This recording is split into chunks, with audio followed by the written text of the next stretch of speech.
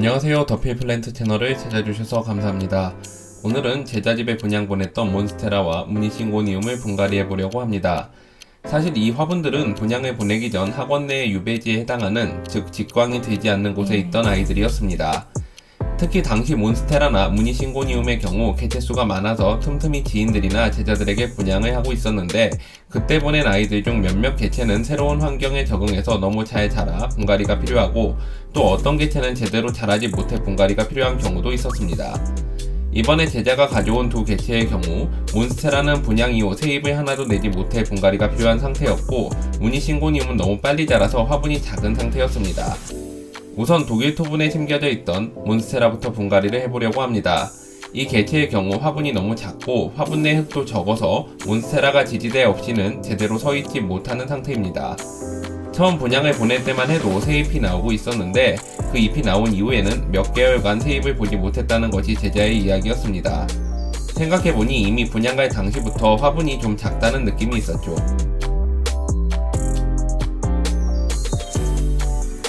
이번에는 좀 더 크고 흙도 많이 들어가는 에로 그린빌 라운드 블랙 25cm 구경에 분갈이를 해주기로 했습니다. 이 정도 사이즈 화분이면 앞으로 1-2년 정도는 키우는데 문제가 없을 것 같습니다.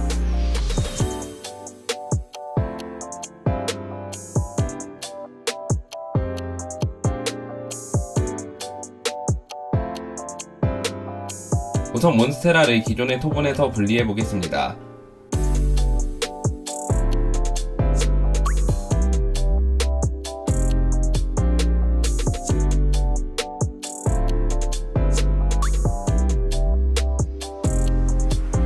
이 화분에서 무척 오랜 기간 자라서 그런지 화분 반 뿌리 반의 느낌이네요.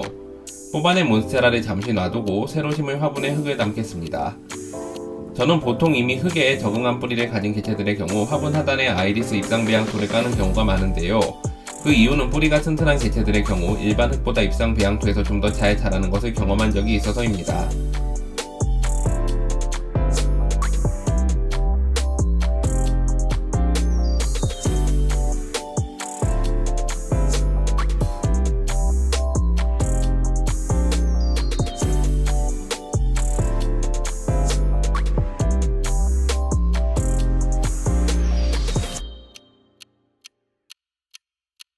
하단부에 입상배양토를 채우고 나면 일반 상토를 좀 깔아주고 몬스테라를 위치시킨 다음 다시 일반 상토로 화분 상단까지 흙을 채워줍니다.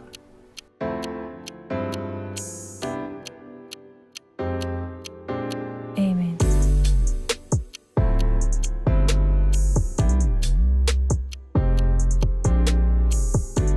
이 몬스테라의 경우 직광을 거의 받지 못하고 형광등 아래에서만 자라서 위로 길게 웃자란 것이 보입니다. 또 아랫부분 줄기의 경우 윗부분의 줄기보다 얇아서 흙에 뿌리를 고정시켜도 몬스테라가 자리를 잘 잡지 못하네요. 화분 깊숙이 심어주어야겠습니다.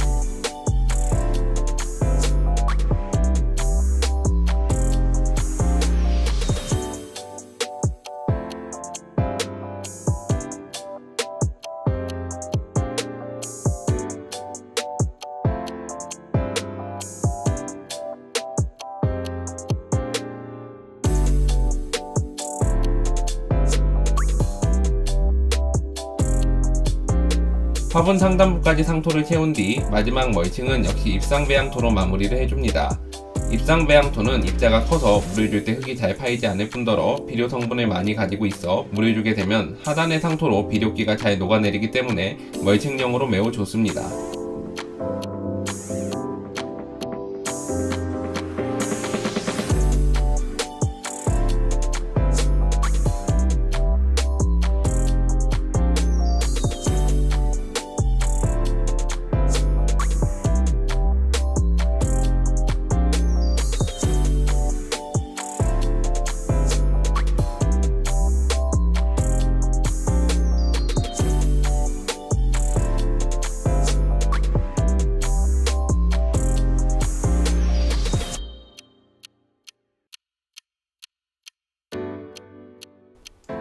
이제 두 번째로 무늬싱고니움을 분갈이해 보도록 하겠습니다.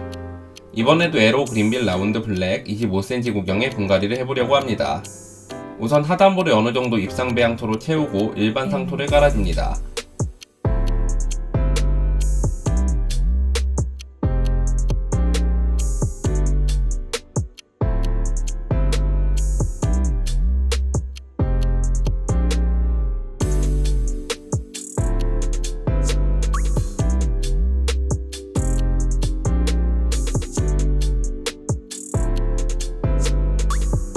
그리고 기존의 화분에서 무늬싱고니움을 분리해냅니다. 플라스틱 화분의 경우 주위를 잘 눌러주면 어렵지 않게 화분에서 식물을 분리해낼 수 있는데, 이 무늬싱고니움의 경우 뿌리가 너무 많이 자라서 화분 하단부까지 뿌리가 나왔기 때문에 뿌리가 다치지 않기 위해서는 조심스럽게 식물을 분리해주어야 합니다.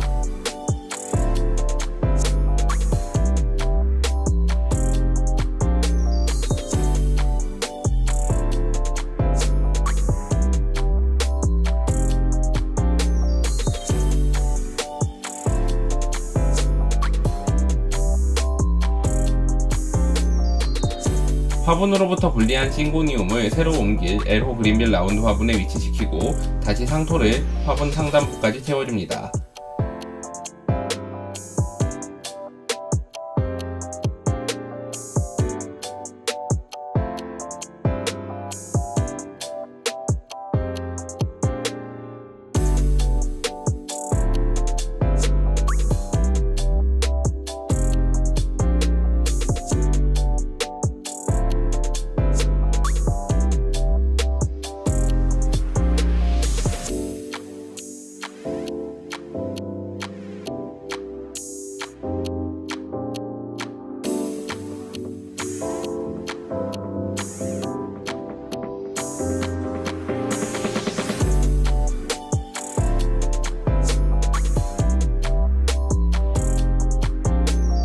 마지막으로 상토 위에 입상 배양토를 충분히 깔아줍니다.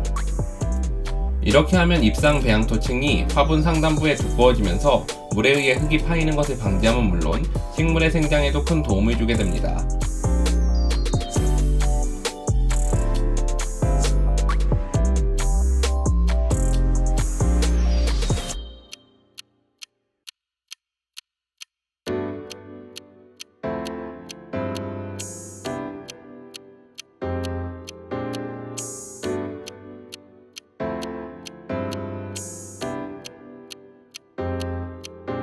Amen.